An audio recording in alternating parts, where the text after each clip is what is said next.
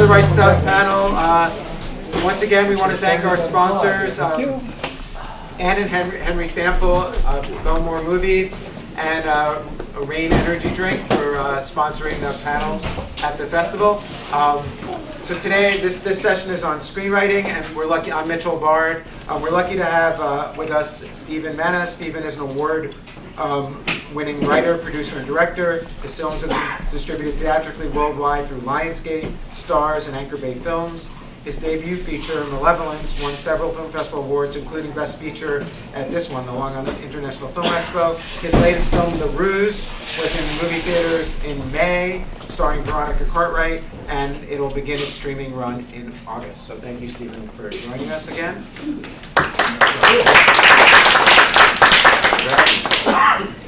So I guess a good way to always get started is, you mentioned it just now. It's like you said, we live in a world of AI now. So how do you think that's affecting how content is being created and the role of writing in that? Well, I think we're in the very early phases of it, but the way it's advancing exponentially, I think that you can't ignore it anymore. And I think there's going to be two sides to it. There's going to be the people who rely on it completely, to write their script from beginning to end.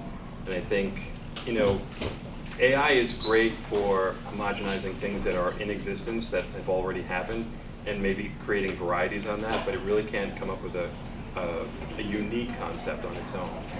And so I think the people who will benefit from AI are the people who can write a script and then ask AI to critique it. Because I've actually tried this. There are, you can use things like ChatGPT. You can feed your script into it, and it'll give you, a critique of your work. And when I saw the result, my first glance at it was, wow, this is very insightful. This is really useful. This is almost better than giving it to like a person, because it really, drilled deep down into a lot of the thematic elements. And then I walked away from it, I came back and I read it again, and I realized that almost everything that it mentioned was superficial, and a lot of the things that it commented on didn't make sense. And I started to really read into what it was commenting on. And it didn't understand a lot of the elements that were happening, and it didn't understand the ending or why the ending was that way. And I realized only a conscious human would understand why, for example, in the script, my character commits suicide. And it didn't understand that the character committed suicide. It couldn't glean that from the script. But any human reading it would have understood that. So the problem with AI is there's no nuance. So you can't rely on it, at least right now. But I mean, we're seeing how fast it's growing and maturing. So a year from now, that could be a moot point. But at the moment, it's really just a tool like anything else. But I think it can be really helpful. But at the same time, it can be really discouraging, because for people who come from a creative background, when they see something like this that does the work for you, especially in this business, I know so many artists and professionals who are losing their job to AI, and I'm sure you guys are all familiar with what's happening. I'll just give you my one example. I do a lot of the post-production work on my films. So I do editing, I do composing, I do, I score my films, and I also do the sound edit. But I rely, one of the things I think you really can't do unless you're in a professional environment is mix to 5.1. You've got to be in the right setting for that. So I have a person I've used, this guy Carmen Borgia. I've used him since the days of when DuArt was still in business. Yeah, and one of the things that you just can't get around is when you want to sell your film foreign, you've got to have a music and effects track, what they call an M&E track. And in the past, I would give him everything, and he would separate all the elements. This is where they take the dialogue out, but they leave in the music and the effects and all that. And it usually takes about 2 weeks to do, and it costs about $5,000 to $6,000 an average is what I would spend with him. Now, there's a dozen of them, but there's a site that I tried that will do an M&E track for you. It was like $19. I fed all of my stuff into it, all the tracks, and it spit out an absolutely pristine M&E track in about 10, 15 seconds. And I sent it to him and I said, what do you think of this? And he's like, who did it? It's great. I'm like, well, and he was like upset that I went with someone else. I'm like, no, this is AI. I'm like, I did it with the click of a button. And he's just like, I'm done.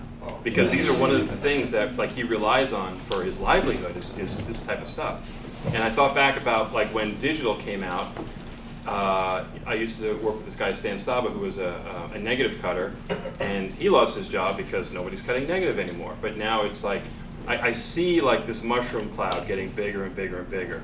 I have a friend who's a colorist in Los Angeles who hasn't worked in 9 months because everyone is either doing it themselves or now just using AI to color it. And you know, you think, oh, that's ridiculous, but then I've tried these tools 6 months ago, and it's like, that doesn't really work. I tried them 2 weeks ago, and they're amazing, like unbelievable. And for 99.9% of the people out there who do this stuff, it's good enough. Especially if you're an independent filmmaker who's trying to save money, and your choices are like my film Bereavement. I did at Technicolor. It cost me $180,000 to do a full post production with color grading and all that stuff. I did my film The Ruse myself using some AI tools and some stuff that I've learned in DaVinci, and the whole thing cost me nothing. So do the math. If you're an independent person who doesn't have money, you can do all these things on your own. Why would you go and spend that money? And that's why all these shops are closing down, and all these people who have jobs like that don't know what to do with themselves. So, it's a double-edged sword. AI is great. I think it's great for people. I'm assuming everyone in this room is like an indie filmmaker, right? There's no pros here, right? So for the most part, you guys are doing a lot of this stuff yourself. For us, it's actually fantastic because it reduces time, it reduces the churn on you, because especially if you're doing all these jobs, and it also reduces cost. So for us, it's great. But in the grand scheme of things, it's not a good thing, because I think it's going to put a lot of people out of business, and it's going to discourage a lot of people from even entering the business, people who would have been talented, who are never going to see the light of day because they saw the writing on the wall. So it's a very strange time. Anyway, that was a really long answer. That's a great answer. You even brought up Stan, who I hadn't thought of since he did the negative cut on a film of mine 25 years ago. Really? And even then I thought he was near retirement, so. He was a nice guy. Yeah. I felt so bad for him. He was so upset when he found out I was doing the DI. He was like, "You're killing me." I said, "What do you want?" He's still working? Yeah. Oh, I think so. This is going back 20 years. Oh, that's what I'm saying. So yeah, I'm sure. I don't even know if he's even still alive. No, because he helped me out when I had a different negative cutter, and the guy just sat on the job, and I went and got it back from him, and I went to Stan. He's like, "Sure," and he did. Yeah, it was great. he's good people. So, but it's interesting you say about the AI, because the first thing I thought of is, I think that if you think about screenwriting as being two things, on the one hand it's creative, but on the other side it's a craft, right? There are rules, right? And even just formatting a script and what you write and what you don't write. And I was thinking that, I haven't done this and I really should, but in reading a lot of screenplays for the screenplay competition, and you wonder people should be better with their craft, that's something that AI can help people with. If you put, so ChatGPT struggled to analyze your script as far as plot and things like that, but it should be really easy to analyze in terms of formatting and craft. All of that stuff, yes. It can tell you all the things that are, from a formatting perspective, are wrong, but it can't tell you why your script is good or bad. Absolutely, yeah. I think it's kind of like with music, right? Like, so much music, like when sampling happened in the 90s, right? Music started to become very, no frills for me. This is why, music I listened to, in the 70s and the 80s is still being played. If you told me, in 1980, if someone said, "Hey, you want to listen to something from the 30s and 40s?" Why would you do, you would never listen to it, right? But now people listen to the songs that are 50 years old. It's why? Because that music was written with heart and with there's a human element to it. And, with sampling, that human element was reduced, and now with AI, it's gone. It's just and everything sounds the same. And people are noticing, obviously, that everything is very, very, recycled. And that's the problem, I think, if we go to screenwriting and we ask ChatGPT, okay, write me a script about this, it's going to go and it's going to search the web for all those similar types of stories, and it's going to take all that information, then it's going to compile it, and it's just taking existing information and doing this, right? But it's that spark of an idea that is what makes you really want to see something new and want to identify with this story and this character. It's and people know the difference. I mean, when you go to see a movie, you know, like especially like the Marvel movies that are coming out, it's like you know that this is just like something made by committee, that it could have easily been put through ChatGPT and it hits all the buckets and makes all those points and it's a complete movie, but it doesn't have that spark. So I agree 100%. I was just saying that I think that the one place it could possibly help is on the more boring format. Yes, for that it's actually fantastic for that. It could even take your screenplay from a PDF and restructure it for you. Right. It'll actually spit out a PDF that's corrected.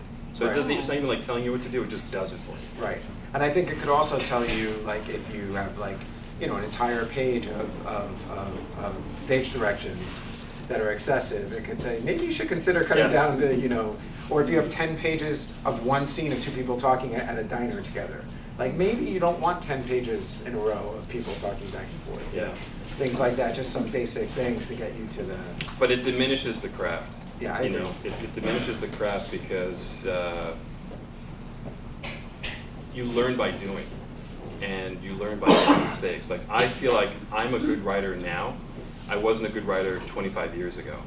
But it's all those mistakes, and it's like writing something and then either rereading it later or having someone read it back to you and telling you why it's bad, or making a film and then watching the reviews come in. And so many people, they don't want to read their bad reviews because they're like, oh, why did they say this? That's not nice. But you have to take all that in and then learn from it and then get better. And that's how you grow as an artist. And if you've got ChatGPT doing all that for you, how do you grow as an artist, and how can you be fulfilled? Like the greatest feeling in the world is to write something on a page and then make that movie or watch that movie get made and then see it up on the big screen, and it's all come from your idea. If you just press the button to do that, where's the joy in creation? Right. I think that's a bigger issue, right? I'm a university professor, right? I'm going to start my 13th year at Iona in the fall. Time flies, and that's one thing we're discussing with AI, because literally for hundreds of years, what university education was a student shows up in a classroom and is going to learn about a subject, and you teach the student over the course of a semester, and at the end of the semester, the student produces a product to demonstrate that the student has learned whatever that is. That product could be a research paper, it could be a broadcast journalism TV package, it could be anything, right? It could be a script in a screenwriting class. Now, the students walk in the first day of class with the final package in their hand, right? Because you can say to ChatGPT, write me a 20-page research paper on Elizabethan England, whatever, and there it is. So how do you teach people who already have the final project? Because you have the final project, but you don't know anything. Yeah. Right?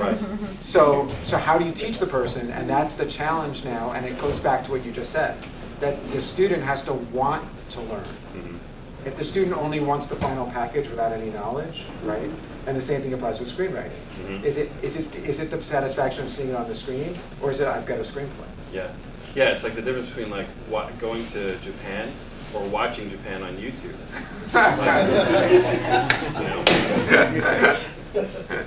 And for a lot of people now, the watching on YouTube is the more attractive option. It's definitely cheaper. It's definitely cheaper. All right, so one thing I always think that a question I get from a lot of writers is, and I'm going to leave plenty of time for questions and answers, so I'm only going to ask the first few, but is that if you have an idea, you just said that spark, right? How do you go from turning that idea, the creative side, into the craft of a screenplay that works with a beginning, middle, and end? Well, I mean, that's the process, right? You take that idea and you start outlining or just jumping right in and writing and rewriting.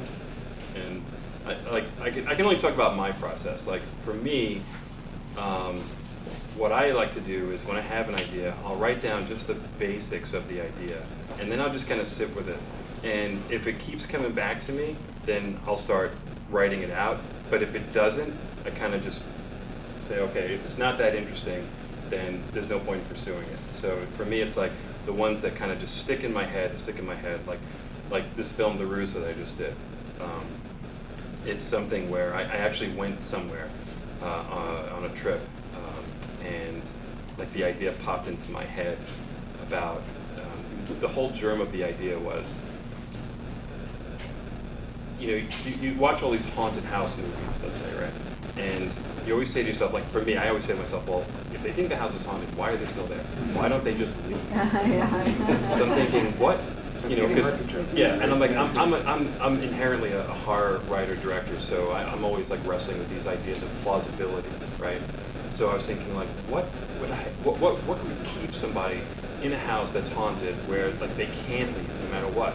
And I thought to myself, well, someone who's a home health care aide, and this kind of came from the fact that my grandmother was dealing with Alzheimer's and we had a home health care aide, and she had to be by her side at all times. So I thought, if you're a home health care aide, on your own, on assignment, in a remote place up in, say, Maine,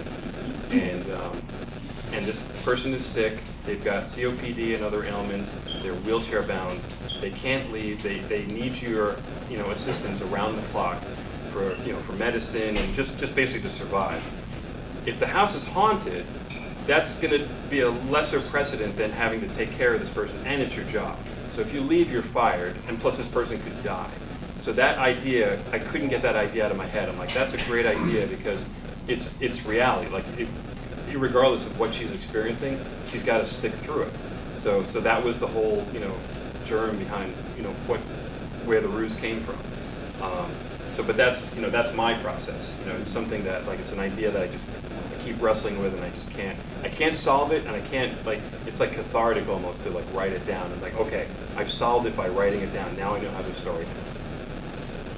Yeah, I mean, for years when I was making films, I had a meticulous outlining process, and I would first outline what are the 5 main changes, right? First act climax, second act, inciting incident, first act climax, midpoint climax, second act climax, third act climax. Right.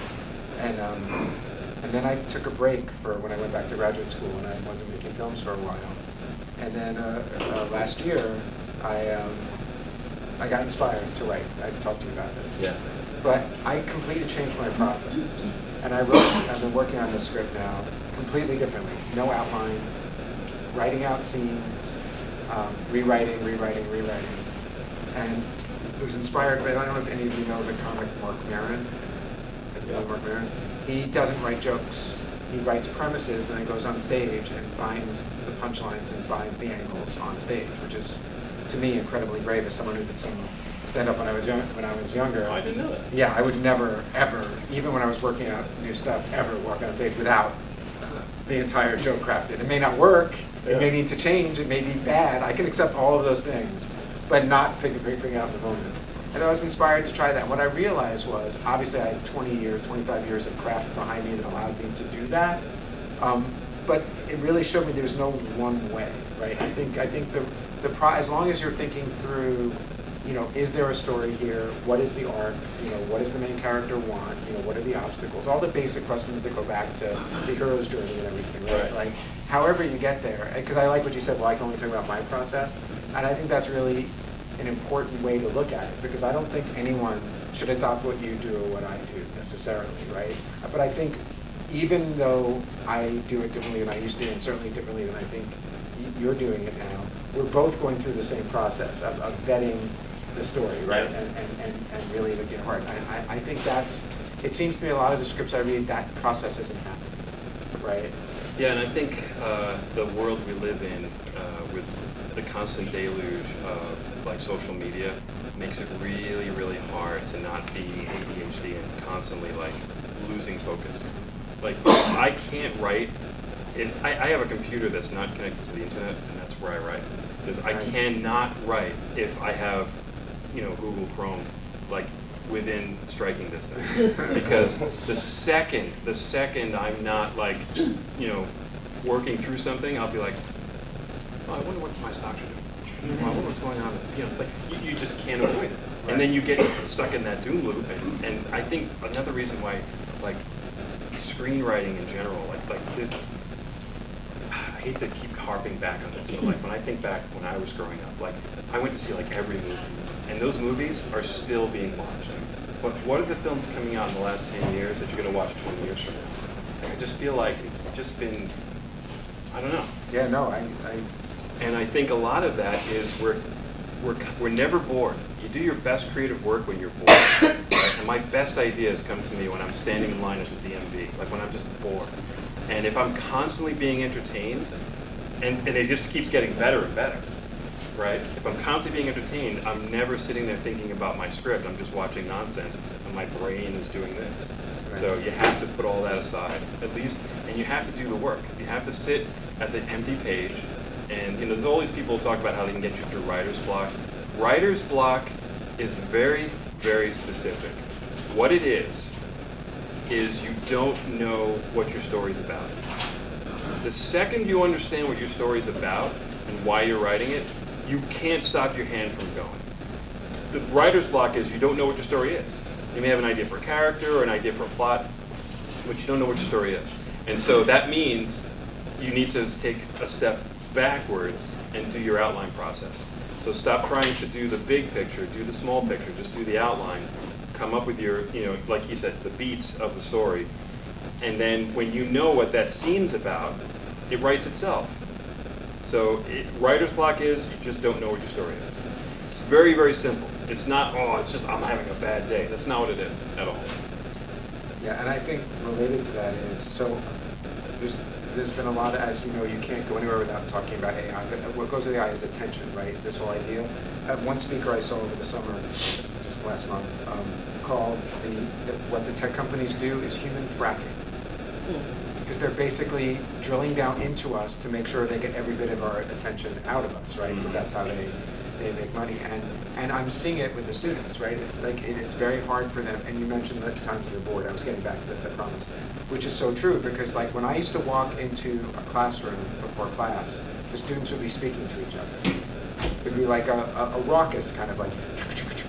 Now when I walk into the classroom before class starts, dead silence, because everybody's on their phone.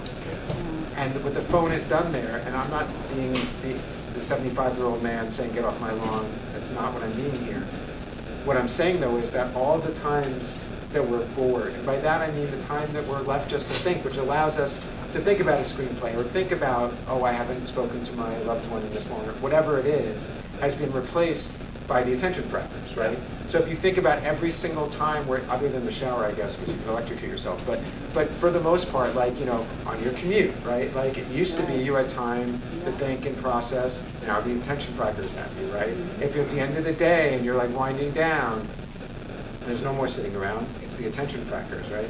And I think that affects both the writing side and the consumption side of movies, and that's what scares me. It does. It affects your ability to communicate. And storytelling is all about communicating. Yes. And if you're constantly receiving and not giving, then you find yourself, when you get into a room of people, you can't talk, because I'm used to people talking to me. I'm used to watching. Right. I'm not used to participating. And it's the same thing. Then you want to become a film director. How are you going to communicate with your actors if you're constantly waiting for them to talk to you?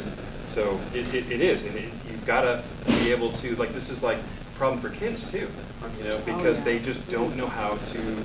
I remember I was on vacation with my kids, and my daughter, she's older now, but at the time she was 17 years old, and we were getting into an elevator, and it was just me and her, and this really cute boy got on at the next floor, and we're going down. We had about 10 floors to go, and he looked at her, she looked at him. I could tell, like, there was a spark right away, right? What did they do? The second, like, the car doors closed, they both simultaneously took out their phones and did this. And I'm just sitting there right in the middle of it, like, like they say, like, youth is wasted on the young, right? I'm like, what are you doing? No, I mean, it's because they're used to, I don't mean to sound like an academic wonk, but they're developing parasocial relationships instead of social relationships. What does that mean? So a parasocial relationship, and it was first studied in radio, when they were very afraid 100 years ago that radio was going to destroy us, because these people came into our homes and we thought we had a relationship with them, but obviously we didn't. We had a parasocial relationship. We had a relationship with them, but they didn't have a relationship with us. So when FDR used to give his fireside talks, people thought, like, he's like my friend. He's telling me what's going on. But he wasn't your friend. He doesn't know who you are. You know who he is. And that went all along. But there's something about podcasts that's kind of revived that, whether it's on YouTube or audio, where we think we know these people's lives, right? Because they're sharing their lives with you. So, and so, like, and if you think of any podcast where there's two friends speaking to each other, you feel like you're part of that friend group. but you're not, right? It's not a real relationship. Right. So these students are more interested in the parasocial relationships that they can tell me passionately, like, oh, Dr. Bard, there's this podcast, and they can tell me all about it, but yet when you walk in the room, they're not talking to the other humans. Right. And I think that the way that relates back to screenplays is a lot of ways. I think, first of all, it's what you're saying. You can't communicate because you haven't learned how to communicate. Mm-hmm. But also, I think there's a lack of patience. It takes Yes. patience to write a good script. Yes, absolutely. And that goes back to getting distracted. Like when you lose that patience and you just think it's so much easier to just go online and just watch a video than to sit in your own silence and work through things. And the fear I have with things like ChatGPT is that crutch becomes like fused into like your daily routines. Like you're always on YouTube, you're always on like Facebook, right? Oh, I'm writing a script. Oh, I'm stuck. I don't know what to do next. Hey, ChatGPT, what should I write next? And then you're going to get some canned answer that someone's already done, and you're going to put it into your screenplay, and now you've just created something that's part of something that already exists, not something new. Thank you. Yeah, I mean, because by definition, if ChatGPT knows it, it's out there, right? Because it's not generating new ideas. Absolutely. Absolutely. One last question before I open it up, because I'm trying to get ahead of the questions that we always get asked, and I figure this way, answering it for everybody and everything. But okay, so now you've gone through, you've made it through the attention frackers, you've got a script, and you're convinced that this is a great script. In 2025, how do you go about getting that script in front of somebody who can make that movie?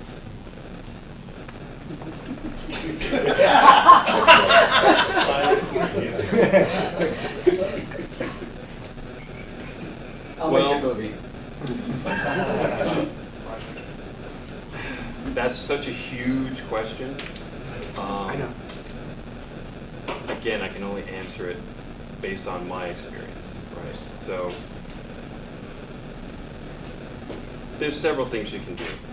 One thing I wouldn't do is I wouldn't just blindly send it out to everybody. I get I easily 10 emails a week from people who just want to send me their script and they give me their log line.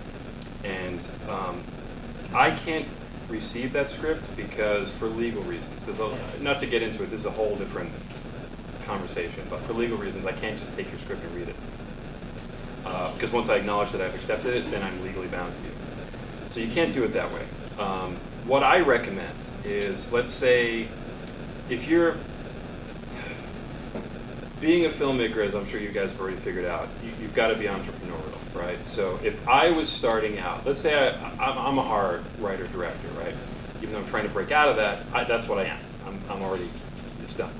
So if I was writing a script right now that I thought was really good in the horror genre, and I wanted to get it made, what I would do is I would look up all the different either film festivals or horror conventions that are out there. And then I would try and identify people who I think would like this script or want to make this script. And then I would make an attempt to talk to them in person. Because when you shake someone's hand and give them a card or whatever, don't try and hand them your script, but give them a card and maybe pitch the idea that way. Right? Because if I was, I don't go to a lot of horror conventions, but sometimes I get invited, and so I'll go there and I'll do the autograph signing and stuff. And I'll have people come up to me and they'll say, I had this really great idea for a movie.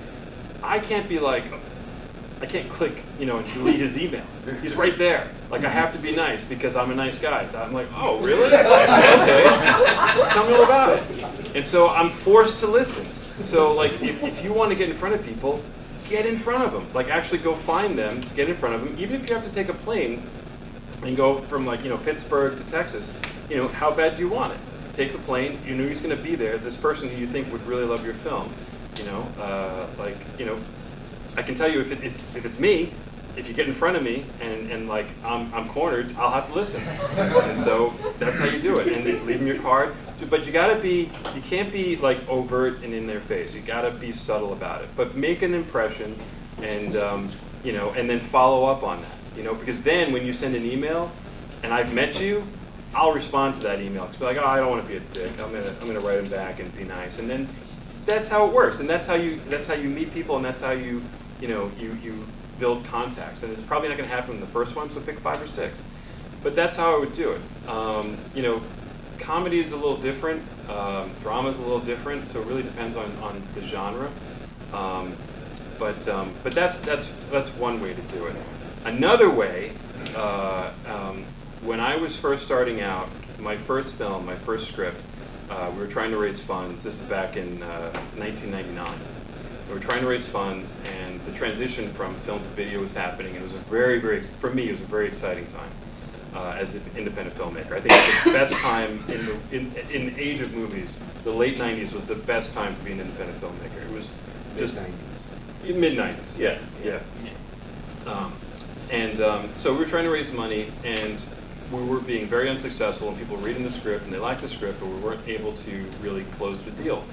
So what I decided to do was I took what money I had, it was about, at the time, about $15,000, like everything I had saved, and I hired a crew, and I went out and I shot a 2-minute trailer for the film. And it was really cheesy, it was really, lame, but film is a visual medium. So for me, like, I was able to take that trailer, and in 2 weeks, I was able to raise the funds.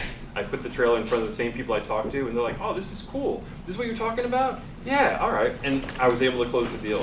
So in today's YouTube world, you can, with AI now, if you can't do it now, I'm sure in a week you can do it. You can take your script and say, hey, give me a 2-minute trailer of this, and you can, tell it exactly how you want it to look and how you want it to be lit and what kind of actors you want, and it'll spit out this trailer. And then you can take that and package it with like a lookbook, which will kind of give you you give like the synopsis and some photos of the theme and what your budget you think would be and who you think you should be in it. And you can take that and you can send that out professionally. You can even hire an attorney to send stuff out to you. If you can't get an agent, get an attorney, because an attorney, you can give them money and they will send it out to writers and to directors and to agencies. So you can do it that way. But yeah, I mean, the kind of tools you have at your disposal now, I mean, anything's possible. And plus, what else is cool is, like, back when I was starting, I didn't have Facebook. I couldn't go on Facebook and find a director and just instant message him. I can't tell you how many people contact me through Facebook. People from India contacted me through Facebook saying, hey, I would really love to work with you. It's like, and it's right there. It's like, yeah, that's me. You got me. Like, here I am, and I'm writing back to you. So you can use social media, and you can find these people. I mean, I've actually made friends with. I talked to Oliver Stone. I friended him, and we actually had a brief conversation. And I was like, I'm talking to Oliver Stone, and it was him. It was definitely him. I think it was him. I mean, you have all these tools. It's like there's no excuse. Go out and do it. Yeah. So just so I think you it know, was him. That's probably him. It may have been him. So we spent I don't know. Have you ever looked at Google's new AI? I think I always forget their name. VO. Yes. Have you seen what it can do? It's only 8 seconds right now, but that's right now. You write text of what you want to see, and it produces a film. And I've watched about 20 of them on YouTube, I'd say, yeah. And I'd say about 18 of them look great. It's terrifying. You say, like, I want a film where there's a young man and a young woman sitting on a park bench, and slowly the young man moves his hand to hold her hand, and he stops and gets nervous and stops, and then she reaches over and holds his hand. And then you can even describe, he should be, brown hair, and she should be blonde hair, and blah, blah, blah. And then it processes it, and it spits out an 8-second video that looks like video of exactly what you just said. So that is like mind-blowing to me. Good for storyboarding. Yeah, really. Story videos, right? But what I was going to say, the question that I asked you, that was I purposely made very, very large, so you were accurate in saying that, is what I think is interesting is that my answer to that question today is very different than what it would have been 10, 15 years ago. Oh, yeah. Because I also came of age in the 90s. And the reason I said mid-90s is it's before the indies were all bought up by major companies that then made them into basically arms of their studio rather than true independent distributors. And it was hard then, but it was understandable what you should do if you wanted to get a film made. You could either raise the money, make a low-budget film, and hope to get discovered like a Clerks or Brothers McMullen or something like that. Or you could go out and try and get it in front of the people that were influential in getting movies like that made, whether they were film representatives, and there were agents, of course, and managers and executives at companies. And I honestly believe, and I believe this for a very long time, that the problem wasn't getting your script in front of the right person. The problem was not having a script that people actually wanted, even if you think they did. And if you wrote a script that actually was producible and filled a market space, you would get found. That is absolutely 100% true. And even today, You still think it's true today? even today, if you write something with great characterization, with a great story, a great ending, a great hook, you will sell that script. Absolutely. The reason I'm skeptical now is because the industry has narrowed so much. No, I disagree. I disagree. The industry has narrowed, the revenue streams have narrowed. Yeah. But the desire for good story is greater than ever. Because in fact, with all these AI tools now, I mean, yes, ChatGPT can write scripts, whatever. But with all these AI tools, the one thing you still can't fake is great writing. Of course. It's the basis for all of this. So if you can write a great script, in fact, in a way, it's really the only thing that still has value in this market is a great story. I agree, but the studios aren't making films anymore except for these very narrow types of. All right, I'll agree with you with that. For example, when I have a really good relationship with Chris at Lionsgate, and he released several of my films, and we do talk on occasion. And he's always like, whatever you have, bring it to me. So I brought him The Ruse. He loved it, but he said, it's not what we're doing anymore. He said, exactly unless the it's point. something that we can franchise and make sequels to, we can't put the energy into it Right. because we can't put the energy into a one-off. It's got to be something that could be a five-off. Right. So you've got to bring me something that I can make sequels to. They don't want these That's like my point. one-shot films. Yeah, That's so exactly my point. yes. So So the- in that regard, you're absolutely Yeah, right. I mean, it's like because now it's no longer, no one's looking to make a good film anymore, No. right? So it's like there are great films that we have in the canon that we accept as being great films that would not get made today. Absolutely. Dog Day Afternoon would not get made today. Never in a million. There is It would not a get single. made on like Apple Plus, Yeah. but not for theatrical, I'll and give you that. not for wide consumption. But the bottom, because they just don't make that anymore, Yeah. right? So, and Apple Plus is essentially a vanity. You know what I mean? Apple knows they're not gonna make money on it, Right. right? So these projects get made and they look so good, and I'm always watching this Apple TV Plus stuff going, oh my God, they spent so much money on this, like this looks so good. But they're not making money on the deal. I just think that it's much harder now, and I think that's why, what I was gonna say to finish what I was saying was, my advice to people now is that ultimately you have to be entrepreneurial and you have to make your own work, but not, I made this, it's awesome world, but actually think about where is it ending up, who is the audience. It has to be, you have to be a business person as much as you're an artist. More than ever, you have to be, because the revenue streams have changed. You have to be really, really sharp about all aspects of the business. You kind of have to brand yourself. I mean, This is the thing that I kind of learned the hard way with my recent release. I mean, we came out on 400 screens all across the country on May 16th, and we did well. The thing is, like, I didn't realize how much I'm already branded. And I'll give you an example. Just throwing it out there. So we got accepted into the Toronto Film Festival. Went up there, had a great screening, and everyone said, you've got gold here. So it's like, okay. So we got offers from Relativity Media, a lot of big studios, and we decided, I'd already built my own distribution company back in 10 years ago, in 2015. So I decided that I have the infrastructure to be able to do this myself. So I did. I went to Deluxe. We worked with some theatrical exhibitors, and we planned the whole release. And we went to Regal. We went to all the AMCs, and they liked the film, especially Regal. Regal loved the film. Gave us probably our best response to the film. We got a lot of screens through them all across the country, and even in Puerto Rico and Canada. And then we were riding really high, and we were making commercials and all this stuff, and it was a pretty big to-do. We raised a lot of money to put it in theaters, and everybody was positive. And then we sent it out to reviewers, and the reviewers you know, they'll look you up as a filmmaker. Some of them have reviewed some of my other films, and they trashed the film, completely and utterly trashed our film. We ended up with a 13 score on Rotten Tomatoes. Almost universally, every review was bad, and every review said the same thing. They said, "Oh, it's not scary," and we specifically sent it to them saying, "It's not a horror movie. It's a thriller. It's more of a drama thriller. It's not a horror film. It's not like my other films."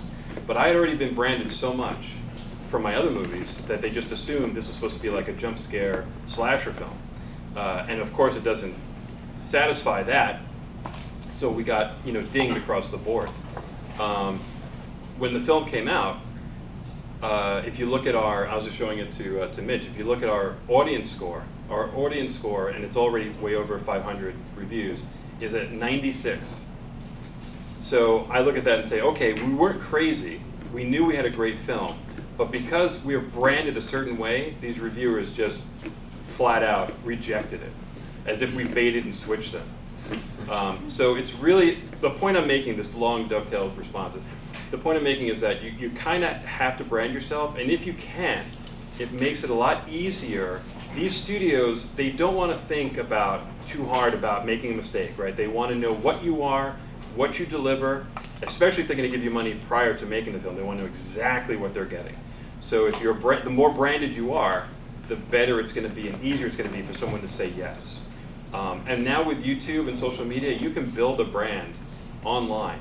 And you may think to yourself, oh, I don't want to do that. That's so much work. I just want to be a writer. I just want to make movies.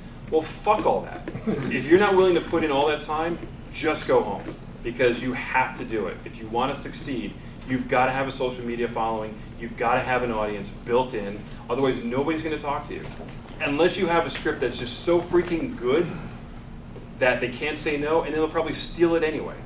So, and not just good in a way that they can market and make money off of. There's so many buckets, so many things you have to check off. So yeah, it's stacked against you, but play the game. Like you have so much stacked against you, but you can play the game and leverage it in your favor, because you've got social media, you've got YouTube, you've got a way to reach people for free, and you can get it out there. And trust me, people watch this stuff.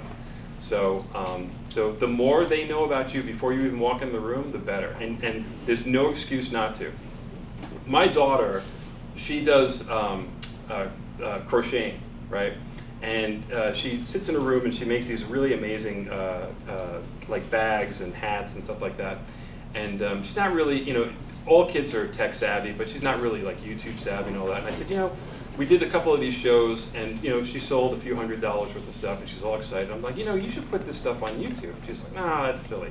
I'm like, no, just do it. Just put a few videos of your stuff on YouTube. So she did.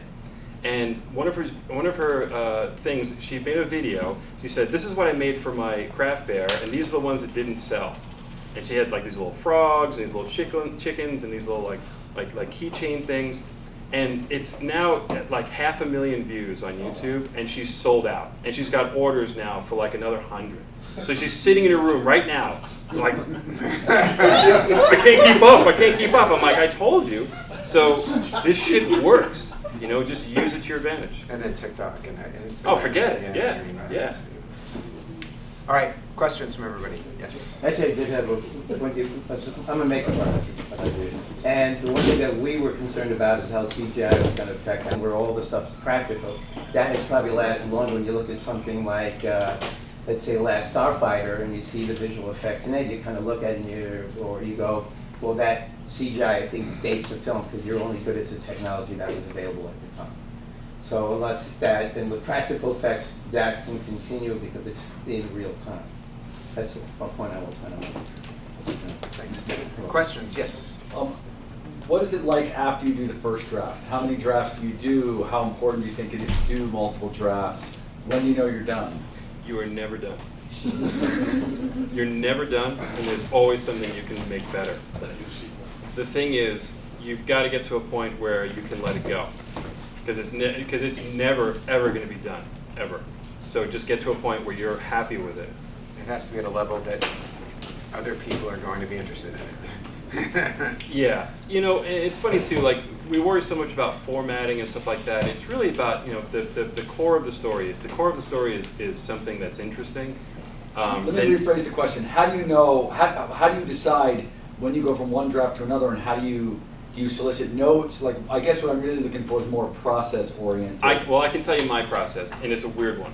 When I write, if something's not working, I get this weird feeling in the pit of my stomach. And I'm like, something's not right. And when it starts to work, that feeling goes away. And when I can go from page 1 to page 90 and not get that feeling of like something's wrong, then I know I'm done. And it's just a sixth sense for me. So I don't know how other people do it, but that's how I do it. I do, when I get to a point where I think I'm not wasting people's time, I do solicit, and I only do it from a small group of people that I respect and who will tell me the truth. I sent Stephen my last script, and Lauren, who was on the panel last year, and one other screenwriter. I think that was it, right? And because that's a reality check. And then you have to think carefully about those notes, and sometimes you have to be willing to completely rip things up and start over again, and keep going. But I think ultimately, I don't have a feeling in the pit of my stomach, but I know when I'm looking at it, I'm like, this isn't there. This doesn't have, if I were on the other side of the table, for a while I was the head of development for a production company, and I would read scripts sent to me from all the big agencies and everything, and you just knew, like going through pass. Like, what is it that script has that makes you go, oh, I have to show this to my boss, right? If mine doesn't have it, then I need to get that, because I'm not going to waste anybody's time otherwise. So that's how I know. When I look at it, go like, wow, this is something that, here's why I think this would actually get people's attention, and here's how I see it happening. Yeah, you just reminded me of something too, that kind of connects to this. When you send it to friends to read, right? If you have to nudge them to finish it, it's not ready. Yeah. I'll give you an example. He sent me his script, and I sat down to read it, and I read it straight through in one sitting. So like, if you have to nudge your friends to keep reading, it's not ready. When it's ready, they'll read it straight through, and then they'll contact you. This was great. That's when you know. So he said it so fast back, I was like, oh my God. I read through it in one sitting. I'm like, this is great. And I couldn't wait to tell him how great it was. That's how you know. Friends. Yeah. But you also told me some huge problems with it. I did, yeah. Yeah, you got it, and that's the thing. You can't just say, oh, well, because it's like, what I heard, and I hope this helps, all right? So what I heard from Stephen in those notes, this is getting very meta and whatever, it was like, after all of these years, I know how to write a script. So it's gonna move, it's gonna, the dialogue is gonna be sharp, the character is gonna be drawn, everything. But even with all of that, there's lots of accomplished, I'll use the word, screenwriters up there, right? Professional level screenwriters out there. But even they can't guarantee that a script is going to be worth making, right? So you need to have everything else working, and that's where Stephen came and said, well, but this is a problem. And that's not something you can just like change page 47 and it's fixed, right? Like, this was a fundamental problem that I had to address, and that I'm still addressing a year later, you know what I mean? So, although I had a twist, an external news item that I think blew up my script, but I don't want to talk about that. But yeah, but that's really what it's about. And the people you give it to, you can't just be friends and family that don't know about screenwriting, because otherwise they're like, wow, it's 120 pages, this is awesome. And it's all formatted, look at that, So there you go. Yes, sir. A couple questions, if you don't mind. First question goes back to the AI, and you brought up something that was a great analogy, is sampling. I'm a musician as well. My concern is, and I wonder what your perspective is on intellectual property, that someday you see an AI-generated movie and you start recognizing maybe the dialogue or a plot thing or something, you go, wait a minute, this looks a lot like something I did.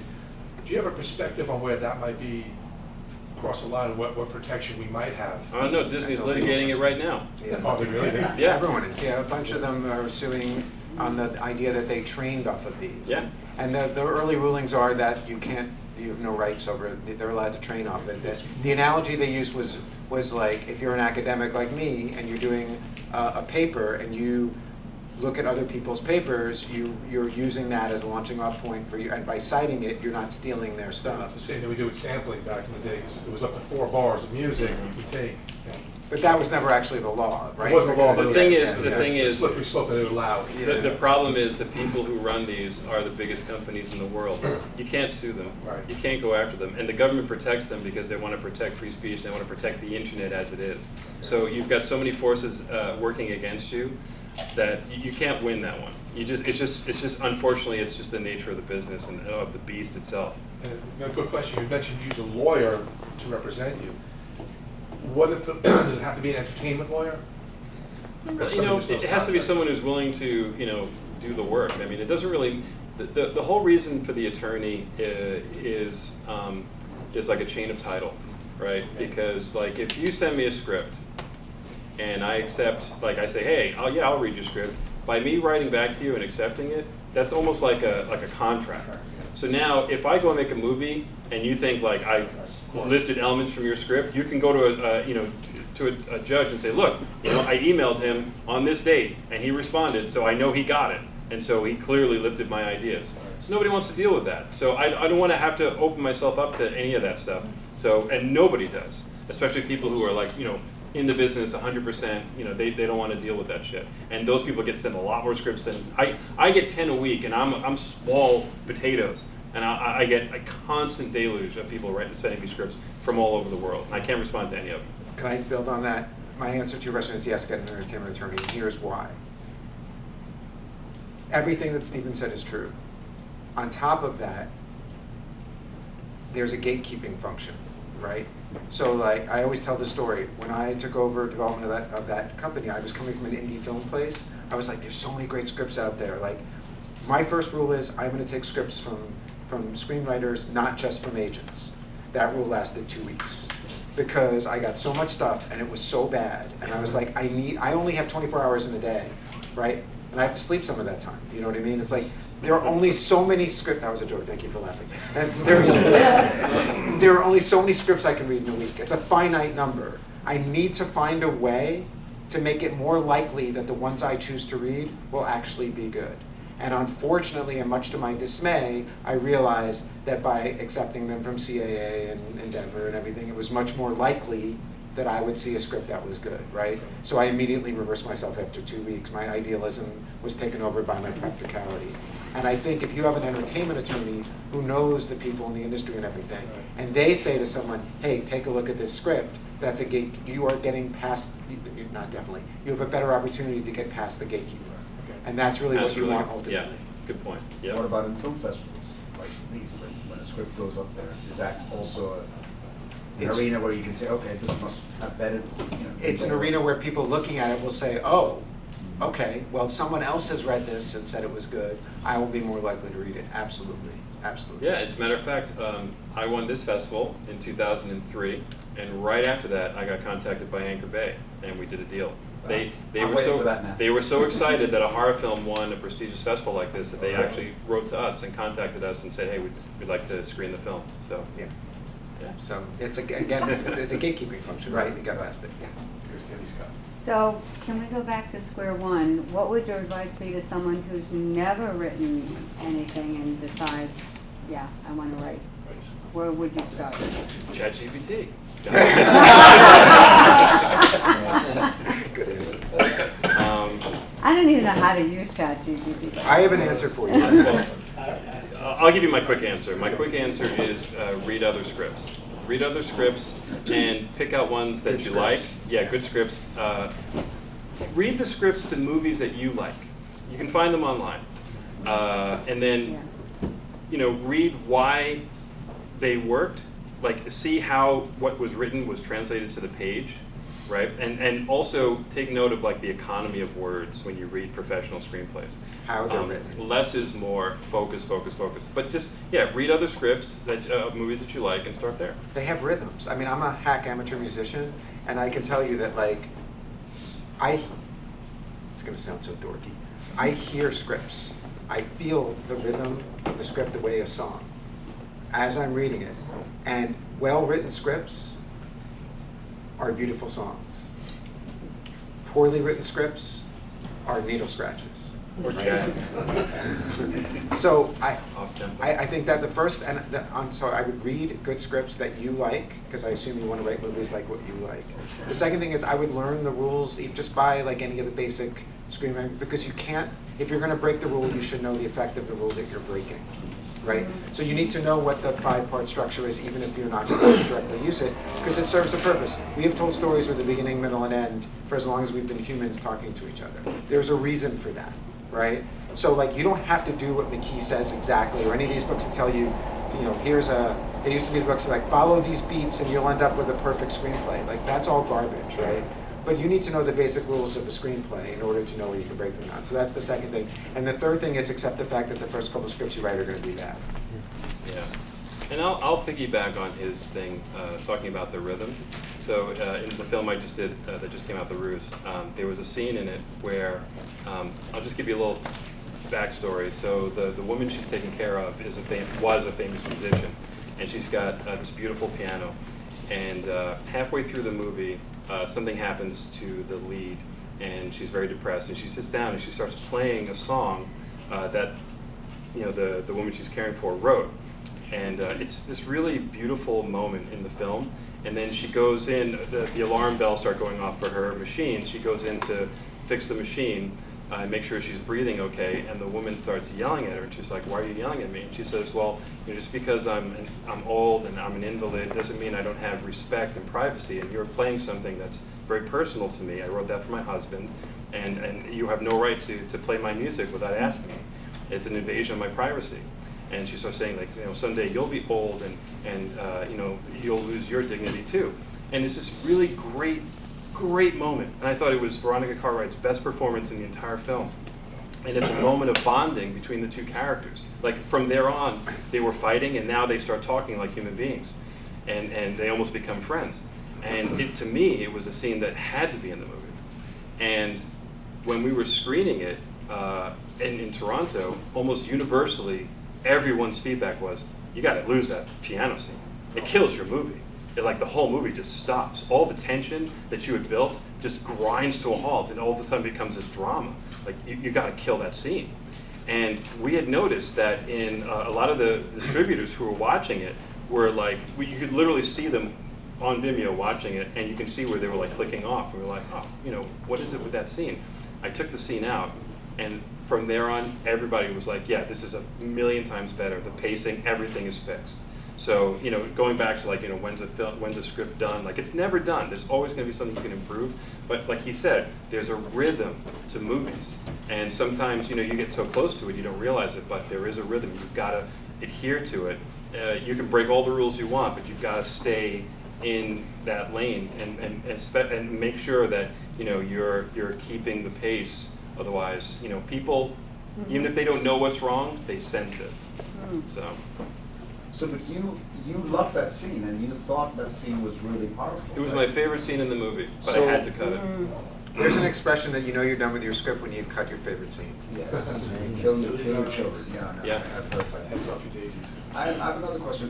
In the earlier stage of the script that I wrote, and the script is very much based on nostalgia and a time period where music was very, very important. And almost every part of the story had a song that was associated with it. And when I wrote the first script with, songs that are famous, The Doors and the blah, blah, blah. And I had some industry people reading, go, "Got to get rid of all of them, because otherwise Right. your film is going to be 10 times the cost of what you imagine." Yep. So I pulled all of them out and said, sounds like Roberta Flack, sounds like Joni Mitchell, but then what do you do? If you want the music, the film to have a strong musical feel, what is your, Well, how are do you the get to it? producer or the director? I mean, are you the writer, or are you also producing or also directing? If you're sending it to other people and you're just the writer, if you're sending it to a producer, most likely the producer's going to hire a director. You're out. They're going to pay you money, and then they're going to make whatever movie they want to make, right? So when you put in all those songs as a producer, which we both have produced projects, my first thought would be I would be ignoring you anyway, because I'm not going to have the budget to pay all that stuff. There's a famous documentary about the Wrecking Crew, which is the musicians in Los Angeles who played on every song in the 60s and 70s. The Motown guys. No, that's the Funk Brothers. This is out in Los Angeles. Oh, This is absolutely. and they were on every Beach Boys record from the time and everything. It wasn't them playing. It was these guys, it was made by the son of either one of the guitar players or one of the drummers. I forget which one. And the movie sat for 10 years after it was done. That's how long it took them to clear all the music that was in it, because it was about this era of music and everything, right? Music is extremely thorny, extremely complicated. So you got good advice in not saying that. Now, if you're going to make the film yourself and you're your own producer, then you can write whatever you want, because you're going to build that into your budget.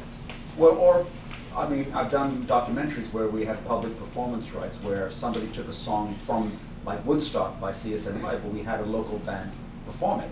it came down to like 10,000 versus 75,000. Right, because you're just getting the screenwriting, you don't have to pay for the, right, Right. yeah. So anyway, Yeah. but yeah. So Just have Warner Brothers put it out, because they own all the music anyway. Yeah, That's right. there you go. All right, other questions? Yes, sir. Quick question, like advice where I'm at now. I have a script now that's being opted. I have 2 producers who are willing to put money in. I just did coverage, and we wrote it, and now it's kind of in a limbo.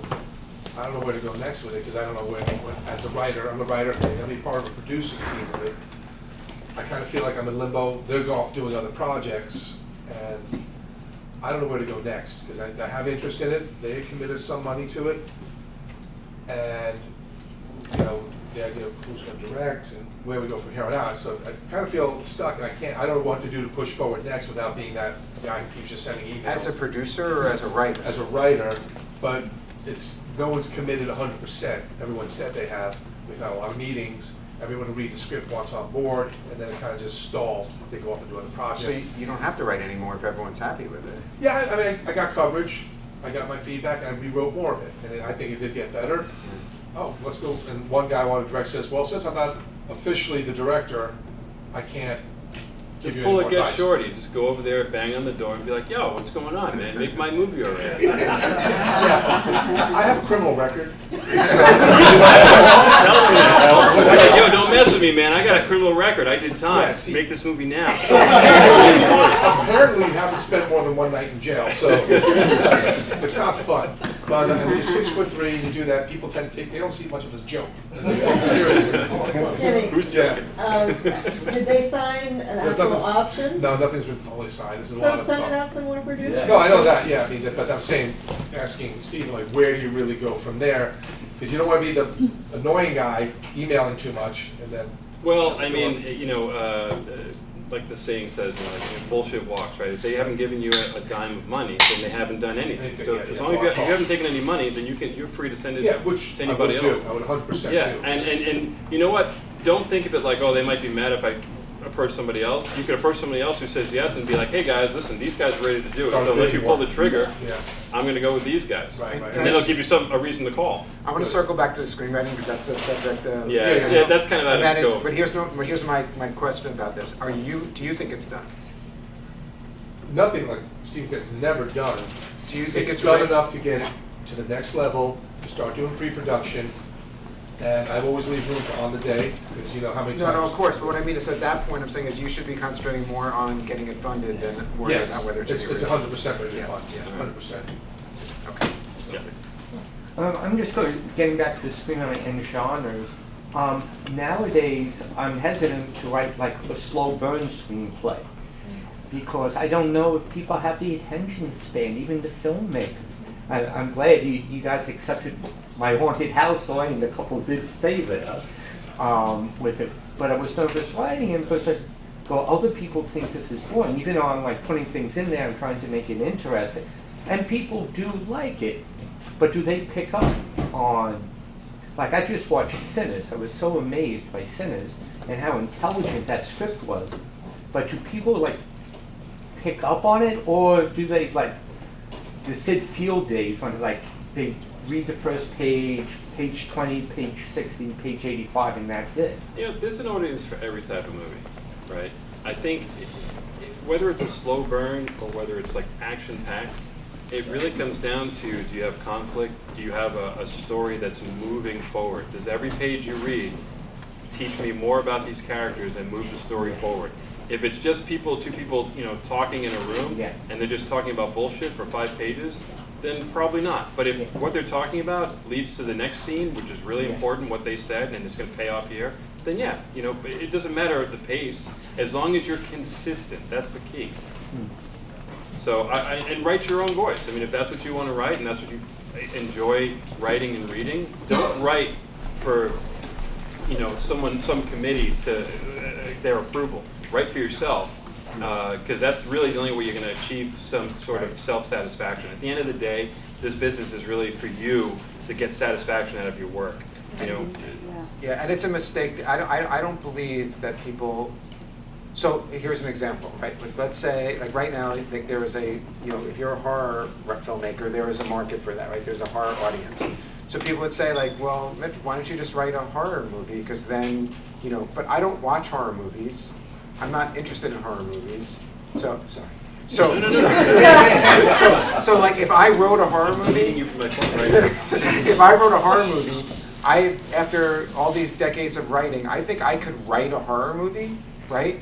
But I think it would stink. And the reason it would stink isn't because the craft isn't there. The craft would be there, but there'd be no emotion behind it. There'd be no feeling behind it. I would be ChatGPT, right? Basically crunching together what I know about horror films rather than what Steven does, which is write really inspired stories that just happen to be in the horror genre, right? So whatever you write should be what you write, because it's not going to work by trying to be someone you're not. Yeah, I totally agree. Yeah. Yes, sir. So many films that are made don't get distribution. What do you think of these self-distribution platforms that are out there, like Kinema, and I've been researching other ones that are out there. It just seems like that's another opportunity for filmmakers to go out and do direct distribution on some of those platforms. You mentioned distribution before, that you were involved with distribution. What do you think of that? I mean, there's so many places you can distribute your film now. There's dozens of them. So and some of them will accept anything. Like Amazon Prime will pretty much accept anything. Tubi is kind of like that. You've got to have a watchable film. You've got to have good artwork. But yeah, for the most part, anything. I have a friend who did this ridiculous werewolf movie. He shot it in 2 days, and it's like the mask is something he bought at. Those Halloween pop-up stores, and and he had like this fake hands, and he got it on Amazon, he got it on Tubi, and I don't know if he's making any money, but he got it on there. So there's really no barrier to entry anymore for any of that stuff. The biggest thing I see is they got to promote the film. If you don't put it on the platform, I think that's the biggest issue. You can put it on your own YouTube channel if you want. If you just want to get it out there and get a name for yourself. I mean, if you look at now in the world of stand-up comedy, so many comics, instead of, if they can't get a deal with Netflix or Max to have their special, they just produce it themselves, they put it on YouTube, and whatever happens will happen with it. And some of them end up with like 1 million views, and that gets attention and helps them with their next special or whatever. So the question is, what's your goal? If you're looking, if a film doesn't get distribution, at this point you're probably not getting your money back. So any of these like self-distribution things likely is not going to get your money back. So the question should be, well, what can I get out of this? Yeah. Right? And it's like exposure, some reviews, maybe someone reviews it or whatever. And that's kind of what you're looking for. And then, you might be able to do that yourself on YouTube. So. All right, one more question and then we have to wrap it up because we have another. Nobody? Oh, yes, sir. What would you say the role of research is when writing a screenplay? Like if you want to draw real-world parallels or you want to set it in a specific time frame, do you think that that's an important part of ChatGPT and change? Well, it's so funny because this is the thing. When you said research, I thought you meant like actually researching. I didn't mean ChatGPT. No, I'm serious. I'm just saying, I think it's important that your world is accurate, and if it's not, then you're in trouble, right? So like, I wrote a script about it was optioned by an English producer, but it never got made. It was about a .com millionaire who bought an English soccer team, a lower level team, and moved there to run it. And it's a romantic comedy. And the producer, I wish I could say I did it, but he set it up for me, contacted a lower league English soccer team, and we went for a week. We went to practices. We met with the chairman. We went to a game and sat in the chairman's box. We got a tour of the stadium from this 75-year-old like club legend who like volunteered and was around and everything. And I mean, the script went from the first draft to the second draft after that was a whole new script because I had learned so much about the world. So not ChatGPT. Go to the thing. Go research the thing that you want to write about, or else it's not going to have the real feeling when you go to write the script. Yeah, authenticity is important. All right, well, there's another panel coming up at 3 o'clock on film festivals, so please, if you're interested in film festivals, come to that. And thank you so much for coming to this one. Thank you.